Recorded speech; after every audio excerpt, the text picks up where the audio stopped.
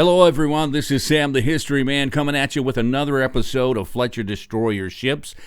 This is Episode 3 on the USS Kidd DD-661. I hope you're enjoying this series so far. The USS Kidd, of course, is our latest ship in our profile on the Destroyer Division 96 that we're working on right now. Now, at the end of the last episode, I said that we would probably come back with early 1944 in this one, but I realized that I couldn't really skip over Tarawa. To say that Tarawa was a rough engagement would be a complete understatement. Tarawa was one of the bloodiest engagements of the entire Pacific campaign, and I mean that literally. Some of the sailors said that there was actually blood in the water that came out as far as where the ships were stationed. One of the officers for the USS Chauncey once said that when it comes to war reports, they can be kind of antiseptic when it describes what battle is actually like. So, with that in mind, I didn't really want to focus on that part of it, but I can't really see not mentioning Tarawa. So I'm going to go back to the action report that was filed by Commander Roby, and we're basically just going to go over that, just to give you a rundown of the battle and how Kidd took part in all that. So without any further ado, let's get started. War Diary of the USS Kidd, Part 3. The USS Kidd was a screening unit of Task Group 50.3 when that group, operating southwest of Tarawa, came under attack by Japanese torpedo planes at 1800. The Kidd had been away from the formation investigating a suspected submarine site contact reported by the Independence and was rejoining at the time of sighting the Betty attack group. At that time, 1800, Kidd was about 15,000 yards away from the task group on course 055T with the sun. 19 minutes before setting, bearing directly astern. The task group bore dead ahead and was in the process of reversing course to the east. The Bettys were first sighted about 12,000 yards astern of the Kidd, their silhouettes standing out clearly against the light background. They were flying just above the water in close formation on an estimated course of 120T. The commanding officer broadcast the warning on TBS and changed course to the right to bring all guns to bear. The Bettys were then engaging course to the northeast and making their approach on the task group. They seemed to ignore this ship and, passing up the starboard side, came as close as 3,000 yards without breaking formation. Kidd 5-inch battery opened fire at 7,000 yards and continued to fire until the planes became obscured by anti-aircraft burst as they neared the carriers. The 40mm guns took up the fire as the planes passed a beam. The gunfire appeared to be well centered on the Bettys, and it did not seem possible that they could escape. During this phase, the planes were weaving and shifting, and some appeared to settle almost to the water, only to rise again into position. They did not break formation. About 30 seconds after opening fire, one plane, burning with a light greenish flame along the bottom of its fuselage, hit the water. A few seconds later, another was brought down with a 5-inch burst on its left wing. One plane, with its tail turret and part of its tail surfaces shot away, regained station and continued to fly as though undamaged. When last seen, it was keeping position. At the time the two planes fell, no other ship had commenced firing. The Kidd expended 127 rounds of 5-inch, 71 of which were Mk-32 fused, and 108 rounds of 40mm. 4 fighters attacked the Bettys about the time they reached the Kidd's beam. 2 fighters made passes at the leading Bettys, and 2 engaged those in the rear. The fighters dove low and delivered a heavy fire on each pass, but with no visible effects. Gunfire from this ship was checked momentarily to give the fighters a chance, but was resumed at once when the fighters failed to bring them down. Comments and recommendations for this action report, Commander Roby said, "The results obtained by gunfire against this formation of 15 Bettys at moderate ranges were not gratifying. 2 planes were destroyed, and no doubt others were damaged to an extent that prevented their return to base. It would seem, however, that at least half of those planes should have been destroyed by gunfire from the Kidd. During the approach, optional ranges were obtained with the difficulty due to interference of stack guys and signal halyards. Radar ranges were next to impossible to obtain because the target showed a mass of bouncing, shifting pips. Fire was opened without an accurate solution using optical ranges and full rate control.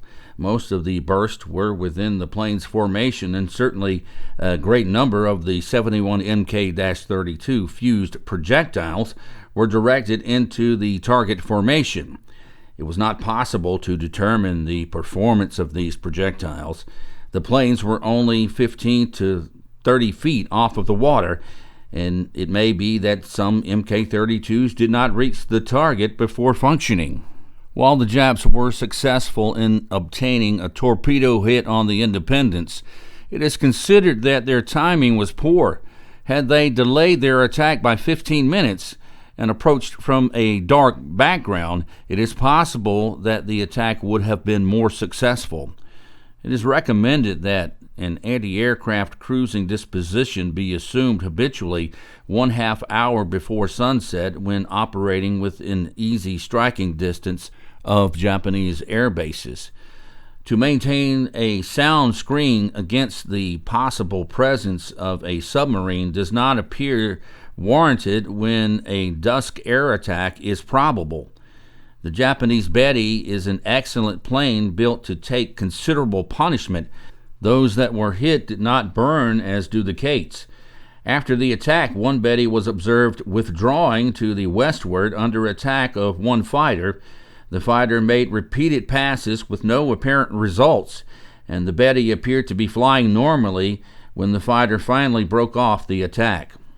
Commander Alan Roby.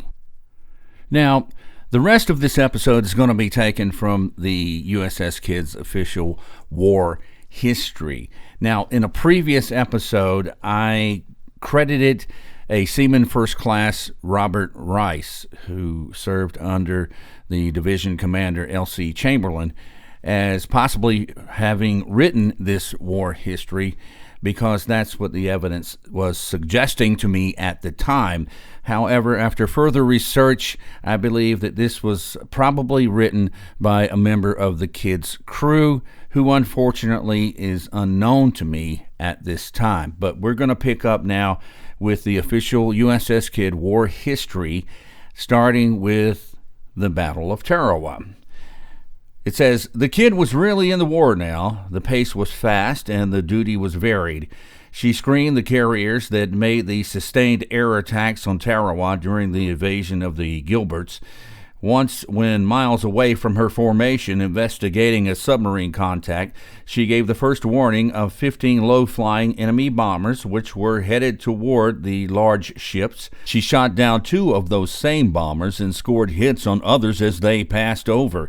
She saw the invasion of the Marshalls firsthand from the start, when she guarded the carriers that launched strikes against Wochi and Kwajalein, through the actual invasion when she was the first ship to follow the minesweepers into the lagoon at Majuro, and to the finish when her group sortied from Majuro and bombarded Wochi daily.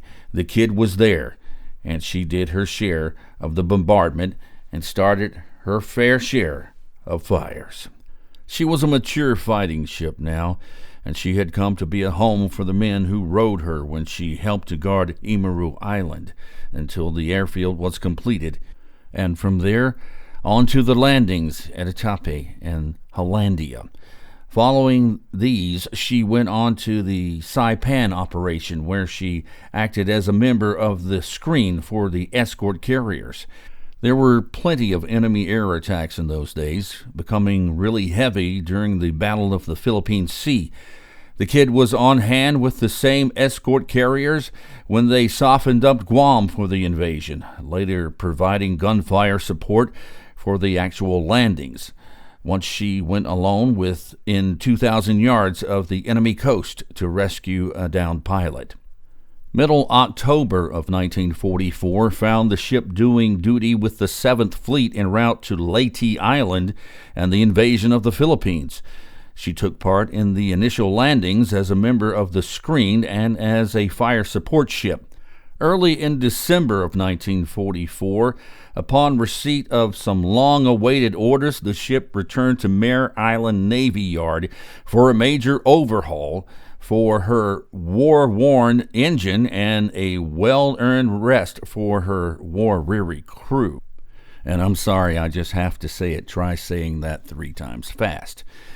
And anyway, between December of 1944 and January of 1945, of course, as we said, the men got a well-deserved rest. Many of the men went home for several days, a couple of weeks, and then she set sail again early in February, but she had to hurry through the customary refresher training period at San Diego.